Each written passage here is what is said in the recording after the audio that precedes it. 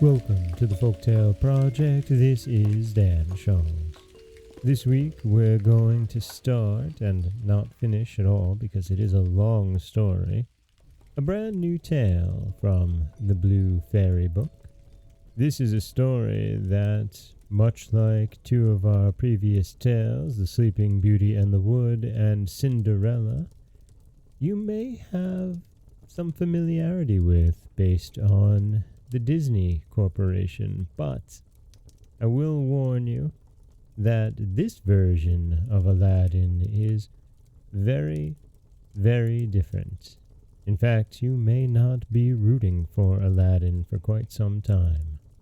This is part 1 of Aladdin and the Wonderful Lamp. There once lived a poor tailor who had a son called Aladdin, a careless, idle boy who would do nothing but play ball all day long in the streets with little idle boys like himself. This so grieved the father that he died. Yet in spite of his mother's tears and prayers, Aladdin did not mend his ways. One day, when he was playing in the streets as usual, a stranger asked him his age, and if he was not the son of Mustafa the tailor. "I am, sir," replied Aladdin, "but he died a long while ago." On this the stranger, who was a famous African magician, fell on his neck and kissed him, saying, "I am your uncle, and knew you from your likeness to my brother. Go to your mother and tell her I am coming." Aladdin ran home and told his mother of his newly found uncle. "Indeed, child," she said, "your father had a brother, but I always thought he was dead."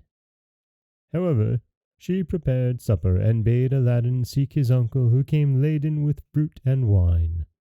He presently fell down and kissed the place where Mustafa used to sit, bidding Aladdin's mother not to be surprised at not having seen him before, as he had been 40 years out of the country. He turned then to Aladdin and asked him his trade, at which the boy hung his head while his mother burst into tears.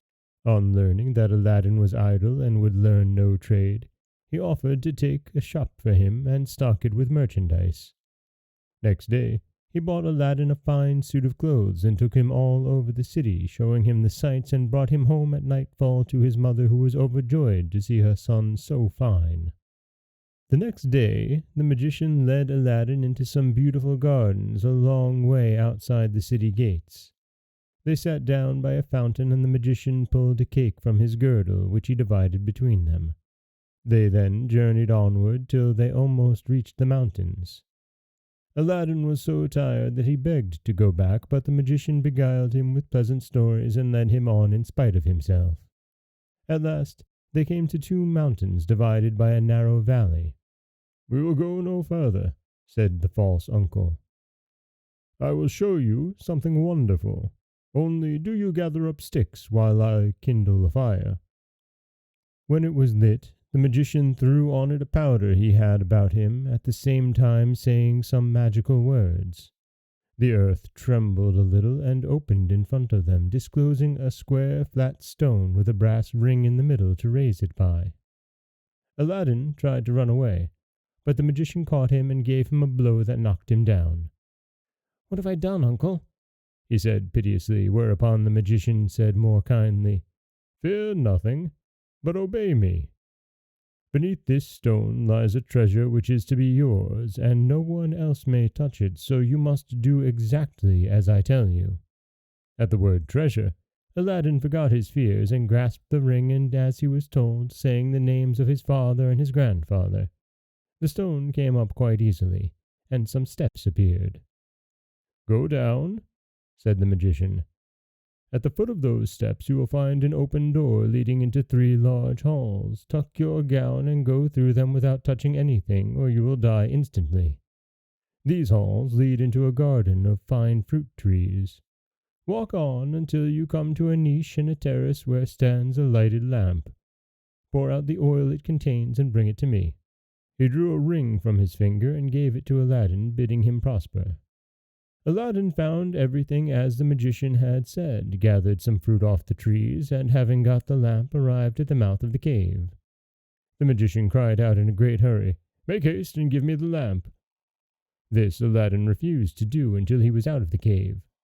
The magician flew into a terrible passion, and throwing some more powder onto the fire, he said something, and the stone rolled back into its place.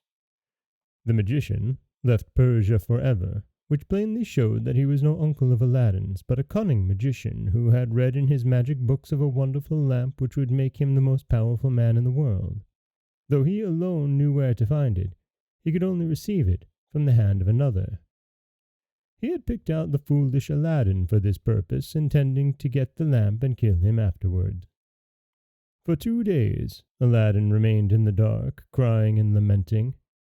At last he clasped his hands in prayer, and in doing so rubbed the ring which the magician had forgotten to take from him. Immediately an enormous and frightful genie rose out of the earth, saying, "What wouldst thou do with me? I am the slave of the ring, and will obey thee in all things." Aladdin fearlessly replied, "Deliver me from this place." Whereupon the earth opened, and he found himself outside. As soon as his eyes could bear the light, he went home, but fainted on the threshold. When he came to himself, he told his mother what had passed, and showed her the lamp and the fruits he had gathered in the garden, which were, in reality, precious stones. He then asked for some food. "Alas, child," she said, "I have nothing in the house, but I have spun a little cotton, and will go and sell it." Aladdin bade her keep her cotton, for he would sell the lamp instead. As it was very dirty, she began to rub it, that it might fetch a higher price. Instantly a hideous genie appeared, and asked what she would have. She fainted away, but Aladdin, snatching the lamp, said boldly, "Fetch me something to eat." The genie returned with a silver bowl, 12 silver plates containing rich meats, 2 silver cups, and 2 bottles of wine. Aladdin's mother, when she came to herself, said, "Whence comes this splendid feast?" "Ask not, but eat," replied Aladdin. So they sat at breakfast till it was dinner time, and Aladdin told his mother about the lamp. She begged him to sell it, and have nothing to do with devils. "No," said Aladdin. "Since chance hath made us aware of its virtues, we will use it, and the ring likewise, which I shall always wear on my finger." When they had eaten all the genie had brought, Aladdin sold one of the silver plates, and so on until none were left. He then had recourse to the genie, who gave him another set of plates, and thus they lived for many years. And that is the end of part 1 of Aladdin and the Wonderful Lamp. And so far, we're tracking fairly close to the Disney story, although here Aladdin is not an orphan, but rather he just has no father. But we do have a magician who is tricking Aladdin into trying to procure the lamp for him, and we do have a genie. We'll find out on Wednesday where things start to change. This is Dan Scholz for the Folktale Project. Don't forget that you can subscribe to the podcast on Apple Podcasts, Stitcher, Google Play, Overcast, anywhere you like to get your podcasts. You can follow us on Twitter at Folktale Project. You can find us on Auto Radio, TuneIn Radio, iHeartRadio, Spotify, anywhere you like to listen. And you can always head over to folktaleproject.com, where you'll find a new story waiting for you every Monday, Wednesday, and Friday.